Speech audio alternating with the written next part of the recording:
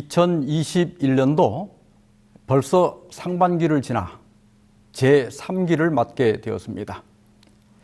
제3기에는 내 백성을 위로하라, 이런 주제로 말씀을 드리고자 합니다. 이사야 40장 1절에 보면 너희의 하나님이 이르시되 너희는 위로하라, 내 백성을 위로하라 말씀하셨습니다. 작년 1월부터 시작된 코로나19가 1년 6개월이 지났는데 진정되기는커녕 델타 변이에 이어서 델타 또 플러스 변이가 나타나는 등 아직도 기세가 꺾이지 않고 있습니다. 이로 인해서 여름에도 마스크를 써야 하고 또 사회적 거리 두기로 각종 모임은 물론 대면 예배마저 제한을 받는 그런 불편이 계속되고 있고 또 경제적으로 어려움을 겪는 분들이 많이 계십니다. 이로 인해서 코로나 블루라는 우울감이나 무기력증을 느끼는 사람들도 늘고 있다고 합니다. 그래서 이번 한 기 동안에는 하나님께서 우리에게 주시는 위로와 희망의 말씀들을 함께 나누어 보고자 합니다. 내 백성을 위로하라. 오늘은 그 첫 번째 시간으로 왜 고난이 있는가, 이런 제목으로 말씀을 드리겠습니다. 어떤 사람이 목사님을 찾아와서 말했습니다. 목사님, 저는 성경에서 제 생애를 정확하게 묘사한 성경절을 찾았습니다. 아니, 자기 생애를 정확하게 묘사한 성경절을 찾았다니 목사님도 궁금해서 물었습니다. 그 어떤 성경절입니까? 그랬더니 그는 욥기 5장 7절을 찾아 읽었습니다. 사람은 고생을 위하여 났으니 불꽃이 위로 날아가는 것 같으니라. 그러면서 말을 했어요. 목사님, 저는 고난을 위해 태어났습니다. 저는 고난 가운데 살다가 고난 가운데 죽을 겁니다. 제 삶에는 불꽃과 같은 것이 있어서 그것들이 항상 저에게 고통을 줍니다. 그렇습니다.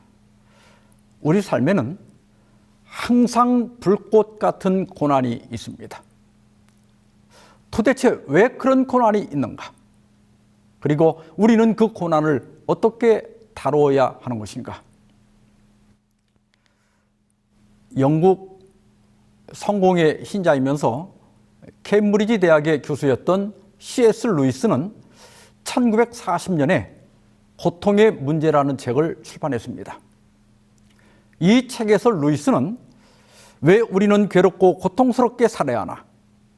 하나님이 선하고 전능하다면 그가 만든 그의 피조물인 인간들이 고의 바닷속에서 살도록 왜 그냥 내버려 두나?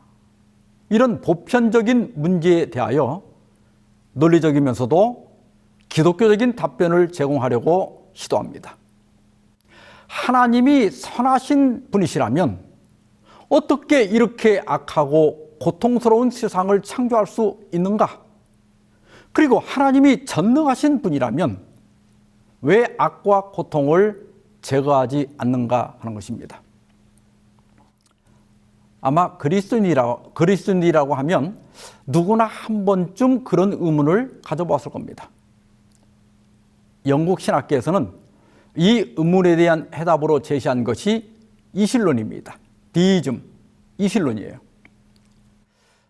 하나님이 이 세상을 창조하시고 자율적인 자영체계로 만드신 후에 철수하셨다는 거예요. 그래서 이 신학은 사랑의 하나님과 악을 분리하는 데는 성공했지만 그러나 오히려 하나님의 존재에 대한 의문을 가져왔습니다. 이러한 설명을 접하게 되면 어떤 사람들은 하나님이 악과 고통을 방치하는 것이 아니라 그분이 안 계신 거 아니요? 이런 의심을 품게 됩니다.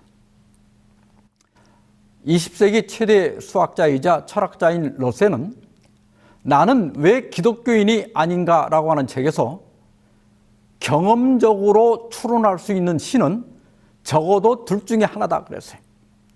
즉 하나님은 전능하지만은 도덕적으로 악하고 애매모호하거나 아니면 선하지만은 전능하지 못한 분이라고 주장했습니다. 우리가 왜 고난이 있는지에 대한 확실한 답을 찾지 못하면 그렇게 생각할 수밖에 없을 것입니다.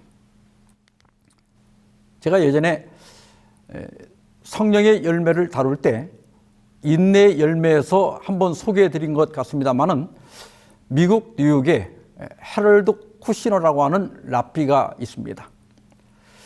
그는 천성적으로 착하고 경건하고 또 모범이 되는 삶을 살고 있었습니다. 그는 결혼을 하고 정말 기다리던 아론이라고 하는 아들을 낳았는데 생후 8달이 지난 후부터 몸무게가 늘지 않더니 돌이 지난 다음부터는 머리가 빠지기 시작했습니다. 3살이 되던 해에 그 아들은 선천성 조루증이라고 하는 진단을 받게 됩니다. 조루증은 일반인보다 빨리 노화되는 질병입니다.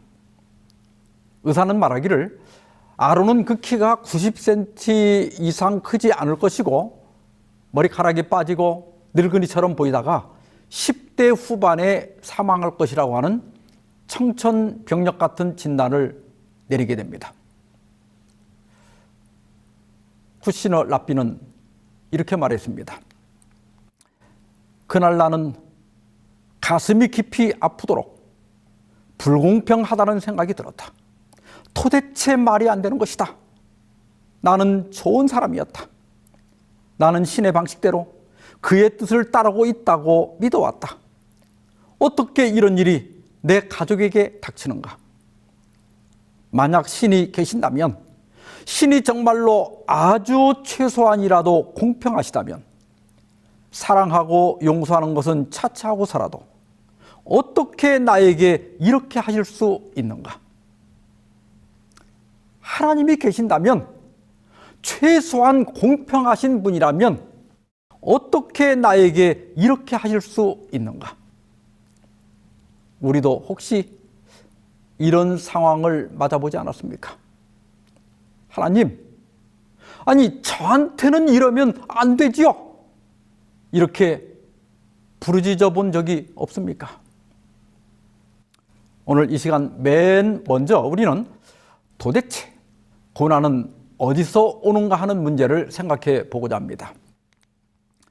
창세기 3장 17절에 아담에게 이르시되 내가 내 아내의 말을 듣고 내가 내게 먹지 말라는 나무의 실과를 먹었은즉 땅은 너로 말미암아 저주를 받고 너는 내 평생에 수고하여야 그 소산을 먹으리라. 성경은 우리가 당하는 모든 괴로움의 근본 원인은 하나님께 대한 불순종과 그로 인해 에덴에서 추방된 데 있다고 말합니다. 하나님의 율법이나 명령은 우리에게 짐을 지어주기 위한 것이 아니라 오히려 짐을 덜어주기 위한 것입니다. 말씀대로 사는 것이 평안과 형통의 비결입니다. 우리가 겪는 고통 중에 많은 것들은 하나님의 말씀보다 자기 욕망을 따라간 결과입니다. 저는 선천적으로 위장이 약합니다. 그래서 어렸을 때 자주 체하고 그것 때문에 고생을 많이 했습니다. 체할 때마다 이 침을 하도 많이 맞아가지고 나중에는 제가 직접 저에게 침을 놓을 수 있게 되었어요. 그러다가 30대 초에 식생활과 음식물에 관한 권면을 읽는데 과식이 죄이며 또 소식을 하는 것이 건강에 좋다고 하는 권면을 읽고 그날부터 아무리 맛있어도 적당히 배가 부르면 수저를 놓았습니다. 그 후로 저는 고질적인 위장병에서 벗어날 수가 있었습니다. 여러분, 하나님 말씀에 순종하는 것이 평안과 건강의 비결입니다. 고난의 또 하나의 원인은 에덴에서 추앙된 겁니다. 에덴은 기쁨이란 뜻이에요. 에덴에는 기쁘고 즐거운 삶을 위한 모든 조건이 완벽하게 갖추어진 곳이었습니다.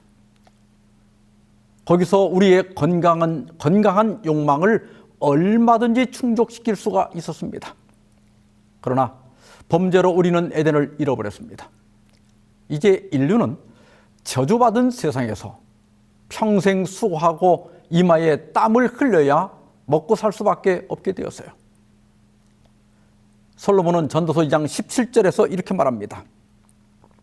이러므로 내가 사는 것을 미워하였노니 이는 해 아래에서 하는 일이 내게 괴로움이요 모두 다 헛되어 바람을 잡으려는 것이기 때문이로다. 이스라엘 역사상 가장 지혜로웠고 온갖 부귀와 영화를 누리며 이스라엘 왕국의 전성기를 이루었던 솔로몬은 노년에 지은 전도서에서 내가 사는 것을 미워하였다 그랬어요. 여기 미워했다는 말은 실망했다 이런 말이에요. 솔로몬은 인생을 즐기기 위해서 온갖 노력을 다 해봤다고 말했습니다.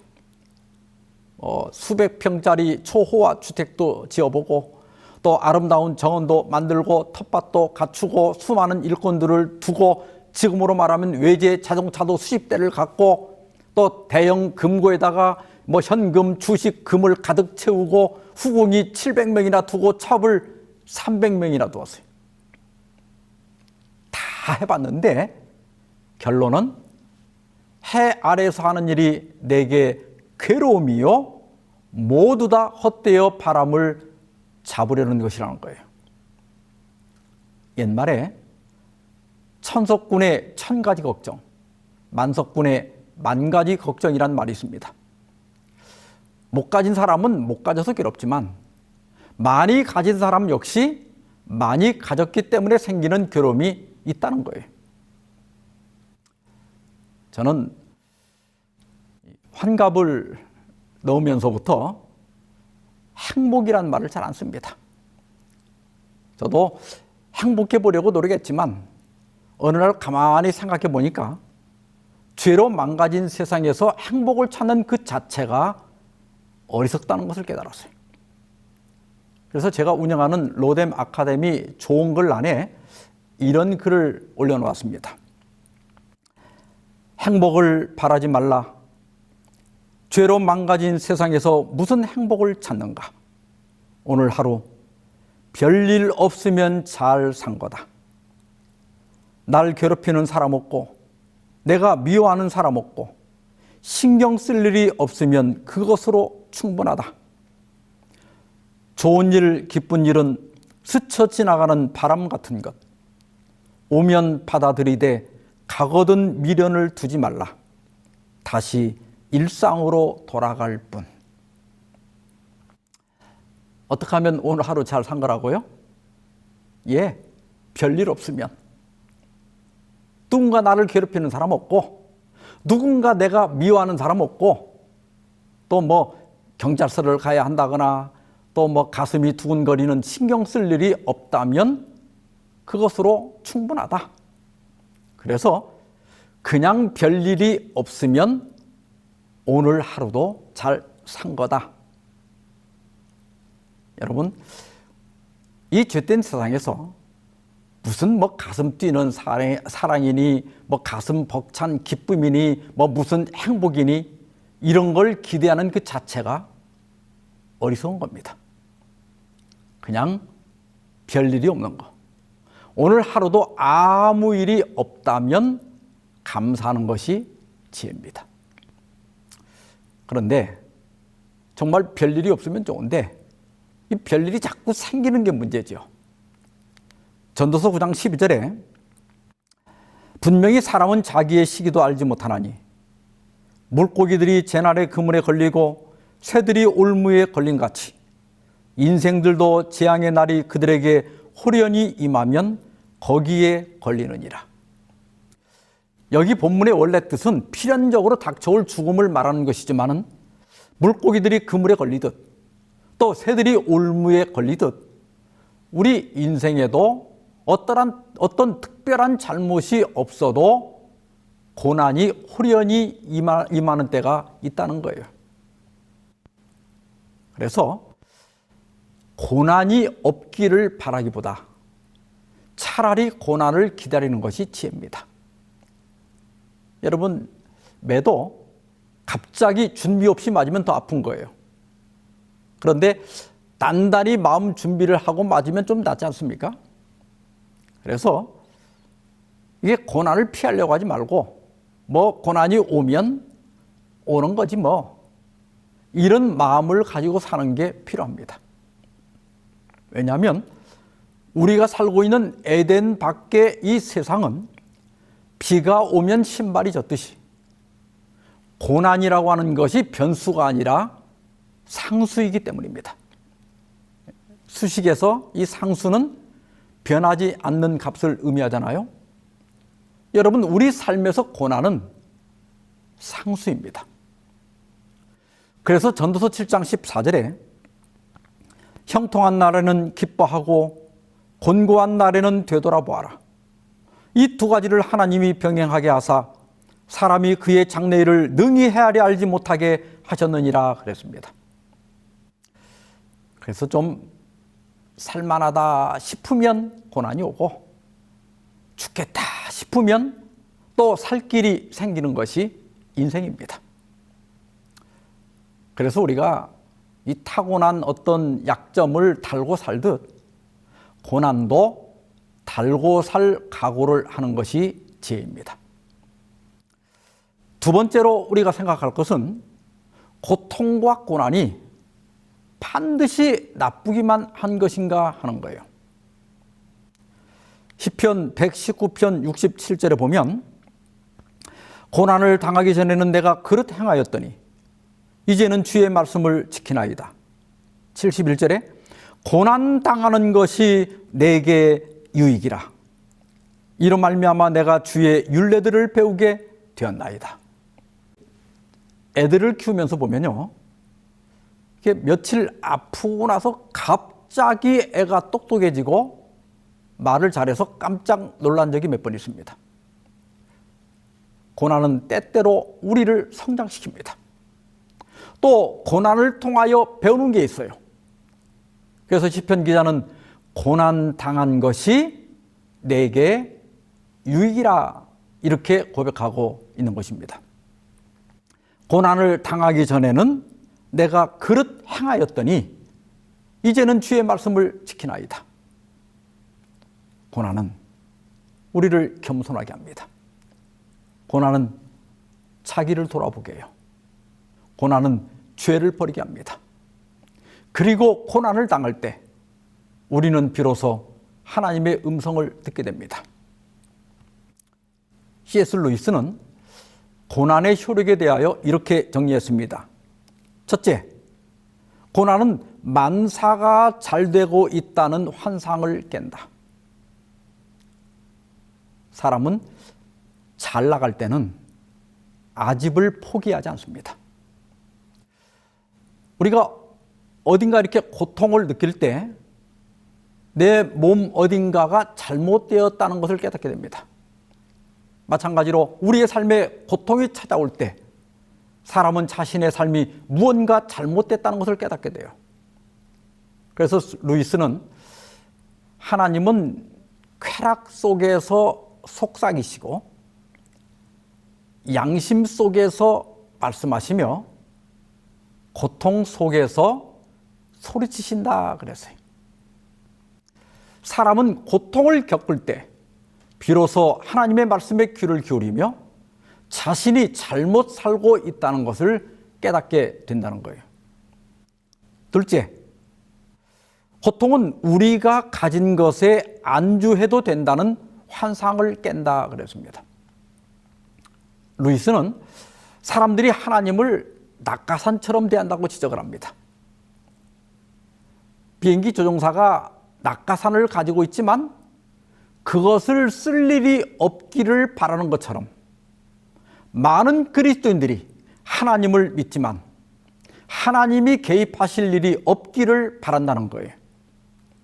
따라서 하나님께서는 우리에게 고통을 줌으로써 우리가 가진 것으로 충분하지 않으며 우리에게는 하나님이 필요하다는 사실을 깨닫게 한다는 겁니다. 세 번째로 고통은 본성을 거슬러 하나님을 향하도록 한다 그래서요. 루이스는 말하기를 고난이 가져다주는 구속적 효과는 하나님께 반항하려는 의지를 감소시키는 것이라고 하였습니다. 고난은 인간으로 하여금 세상에 안주할 마음을 없애주고 영원한 하나님 나라를 향하도록 해준다는 거예요. 그래서 토마스 풀러는 사람이 지니고 있는 약함이 바로 하나님께서 원조의 은혜를 접붙이시는 유일한 나무 줄기이다라고 말했습니다. 여러분, 이렇게 나무를 접붙이려면 반드시 상처를 내야 됩니다. 상처가 있어야 다른 나무와 접을 붙일 수가 있어요. 마찬가지로 사람도 고난을 통하여 상처를 입을 때 하나님을 만나는 경우가 많이 있습니다. 그래서 고난이 꼭 나쁜 것은 아닙니다. 서양 속담에 흐르는 냇물에서 돌들을 치워버리면 그 냇물은 노래를 잃어버린다, 그런 말이 있습니다. 그 돌들은 시냇물의 흐름을 방해하지만 그러나 그 돌들 때문에 시냇물이 아름다운 소리를 낸다는 거예요. 그래서 여러분, 고난이 꼭 나쁜 것은 아닙니다. 신영복이 쓴 처음처럼이라고 하는 책이 있는데요. 여기에 이런 글이 있습니다. 나무의 나이테가 우리에게 가르치는 것은 나무는 겨울에도 자란다는 사실입니다. 그리고 겨울에 자란 부분일수록 여름에 자란 부분보다 더 단단하다는 사실입니다. 저도 이 책을 읽으면서 처음으로 그렇지, 나무는 겨울에도 자라지, 이런 생각을 해봤습니다. 그 나무의 나이테를 보면 그 색이 짙은 부분이 있죠. 그 부분이 겨울에 자란 부분입니다. 물론 추위 때문에 적게 자랐지만은 대신 더 단단합니다. 고난은 우리를 절망으로 밀어넣는 것이 결코 아닙니다. 우리가 고난을 적절히 받아들이고 잘 반응한다면 그 고난은 우리를 더욱 단단히 성장하게 한다고 하는 것입니다. 세 번째로, 고난의 문제에 대한 정답이 있을까? 있다면 그 정답이 무엇일까 하는 문제를 생각해 보고자 합니다. 그해 겨울은 따뜻했네. 그 많던 싱아는 누가 다 먹었을까? 이런 소설로 유명한 박완서 씨는 서울 올림픽이 열리던 1988년 5월에 남편을 폐암으로 잃게 됩니다. 그리고 3달 후에 서울대 의대를 나와서 마취과 레지던트 과정에 있던 26살 된 외아들을 사고로 잃는 슬픔을 당하게 됩니다. 박완서 씨는 부산의 한 수녀원에 들어가서 20날이 넘도록 주님, 당신은 과연 계신지, 계신다면 내 아들은 왜 죽어야 했는지, 내가 이렇게까지 고통을 받아야 하는 건 도대체 무슨 명분인지 더도 말고 덜도 말고 한 말씀만 해달라고 애걸복걸합니다. 그때의 경험을 후일에 일기 형식으로 출판한 책이 한 말씀만 하소서라는 책입니다. 이 책에 이런 내용이 있습니다. 통곡이 치받쳤다. 며칠 동안 줄이 참듯 참던 울음이었다. 도무지 어떻게 할 수가 없었다. 짐승 같은 울음소리를 참으려니 온몸이 격렬하게 요동을 쳤다. 구원에 가망이 없는 극형이었다. 누구라도 이런 끔찍한 극형을 당해서는 그 영문을 물을 권리가 있다. 신, 당신의 존재에 가장 참을 수 없음은 그 대답 없습니다. 한 번도 목소리나 모습을 드러내지 않고도 인간으로 하여금 당신을 있는 것처럼 느끼고 부르고 매달리게 하는 그 이상하고 음흉한 힘이다. 영원히 순화될 것 같지 않은 원색적인 보학이 거침없이 치밀었다.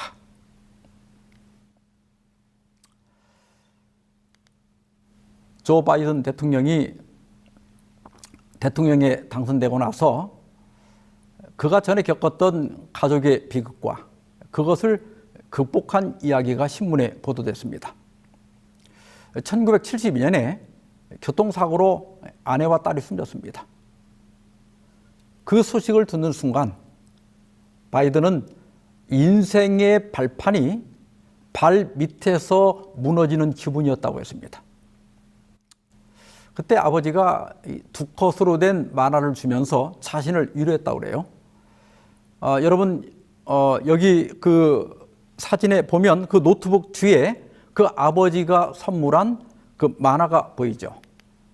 이런 만화인데요. 배가 폭풍으로 좌초가 되자 주인공인 그 긴 수염의 바이킹 헤이가르가 하나님을 원망하면서 왜 하필 납니까? 이렇게 소리를 칩니다. 그러자 하나님께서 왜 너는 안 되는데 이렇게 반문하시는 만화입니다. 이 만화는 역경에 저항하지 말고 그냥 받아들이라고 하는 조언입니다. 그 당시 바이든의 아버지는 이런 일이 누구에게나 언제나 일어날 수 있다. 내가 일어서지 않으면 그 일이 너를 삼킬 것이라고 격려했다고 합니다.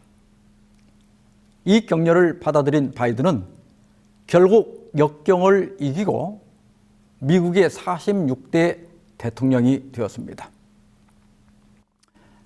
박완서 씨는 내가 왜 이런 고통을 겪어야 하는지 한 말씀만 해달라고 울부짖었던 그 한 말씀을 의외의 순간에 듣게 됩니다. 한 수녀와 대화를 나누게 되었는데요. 그 수녀가 동생 때문에 힘들었던 경험을 이야기해 주었습니다. 그 수녀는 왜 하필 내 동생이 저러나 하면서 비관도 하고 또 원망도 하고 있었다고 그래요. 그런데 어느 날 문득 내 동생이라고 그래서 안 된다는 법이 있나 하는 생각이 들었다고 그래요. 그 순간 모든 마음의 짐을 내려놓게 되고 동생과의 관계도 회복할 수 있었다는 것입니다. 박완서 씨는 왜 하필 내 동생이 저러나와 왜 내 동생이라고 저러면 안 되나 라는 이 생각이 간발의 차이 같지만 실은 사고의 대전환이라고 하는 것을 깨닫게 됩니다. 그래서 박완서 씨는 왜 나에게를 내가 뭔데라면서 오만한 마음을 내려놓으면서 긴 좌절과 분노의 터널을 빠져나올 수가 있었다고 합니다. 내가 뭔데? 이것이 박완서 씨가 그렇게 듣고 싶었던 한 말씀이었습니다. 구시널 라피는 선한 사람에게 나쁜 일이 생길 때라고 하는 책에서 자신이 고난에 대하여 깨달은 것을 이렇게 정리했습니다. 첫째, 인생의 모든 고난은 나 혼자 당하는 것이 아니다. 에덴 밖에 사는 수많은 사람들이 전에도 그랬고 또 지금도 고난을 당하고 있으며 또 나보다 더 심한 고통을 겪는 사람들도 세상에 많다는 것을 깨달아야 합니다. 둘째는 이 땅에 우연한 일은 없다. 나는 받아들이지 못하고 용납이 안 되고 이해가 안 되지만 여기에 분명한 하나님의 뜻이 있고 계획이 있다. 세 번째, 하나님은 우리에게 슬픔과 기쁨을 병행해 줌으로써 우리로 하나님을 의지하게 하고 하나님이 기뻐하시는 인격으로 우리를 만들어 가신다. 넷째, 하나님은 땅의 문을 닫으실 때 하늘의 문을 여신다. 길을 막으신 하나님은 틀림없이 다른 길을 열어주신다. 한 가지 문을 닫으시면 다른 문을 열고 우리를 초청해 주시는 분이시다. 여러분, 고난은 결코 막다른 길이 아닙니다. 모든 터널에 입구가 있다면 반드시 출구가 있듯이 고난에도 반드시 출구가 있다고 하는 사실을 믿으시기 바랍니다. 그러면서 쿠신을 납비는 이렇게 공고합니다. 갑자기 닥친 불행으로 괴로워하는 이들이여, 뜻하지 않은 일로 가족을 잃은 모든 이들이여, 신이 있느냐고 소리쳐 항변하고 싶은 이들이여, 신은 그 불행을 만드시지도 않고 가져가지도 않으시며 다만 우리에게 불행과 아픔은 극복될 수 있다고 가르쳐 준다. 아볼로라고 하는 필명으로 어떤 분이 인터넷에 고난의 문제에 대한 정답이란 글을 올렸습니다.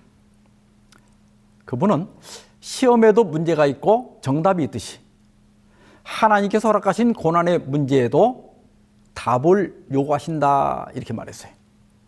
그리고 많은 사람들이 답을 내지만 대부분 오답을 낸다고 하면서 정답으로 야고보 5장 13절을 제시했습니다. 너희 중에 고난 당하는 자가 있느냐? 그는 기도할 것이요. 즐거워하는 자가 있느냐? 그는 찬송할지니라. 참 목사님들에게 늘 듣는 말씀이고 단순한 말씀이지만 정답이 맞습니다. 너희 중에 고난당하는 자가 있느냐? 그는 기도할 것이요. 기도하시기 바랍니다. 치료봉사 17페이지 보면 그분의 도움을 찾아온 사람들의 환경과 필요성은 제각기 달랐지만 그분께 나온 사람은 한 사람도 도움을 받지 못하고 돌아간 일은 없었다. 저는 이 말씀을 참 좋아합니다. 그리스도께 나온 사람은 한 사람도 도움을 받지 못하고 빈손으로 돌아간 일이 없었다는 거예요. 이것을 믿는 것이 믿음입니다. 그래서 기독교는 믿음의 종교입니다. 지금 고통을 겪고 계시는 분이 계십니까? 지금 고난 중에 위로를 기다리는 분이 계십니까? 그렇다면 결코 빈손으로 돌려보낸 적이 없는 주님께 담대히 나가시기 바랍니다. 그분께 기도하십시오. 그리고 그 모든 것을 맡기고 주님이 답을 주실 때까지 기다리십시오. 그리고 너희는 가만히 있어 내가 하나님됨을 알지어다 라고 말씀하신 그 하나님의 구원하심을 꼭 받게 되길 바라면서 오늘 말씀 마치겠습니다. 기도하십시다. 자비하신 아버지, 고난받는 주의 자녀들을 위해 위로의 말씀을 주셔서 감사합니다. 고난이 닥쳐올 때 믿음을 주셔서 이를 견디게 하시고 고난을 통해 연단하시는 하나님의 목적을 이룰 수 있게 하여 주시옵소서. 또한 지금 고난 중에 있는 형제 자매들을 위하여 기도합니다. 아버지의 지혜와 귀한 섭리로 고난을 허락하신 줄 믿습니다마는 주의 자녀들의 연약함을 기억하시고 고난 중에 드리는 간절한 기도에 속히 응답하여 주시옵소서. 이 모든 말씀을 우리 주 예수 그리스도의 이름으로 기도하옵나이다. 아멘.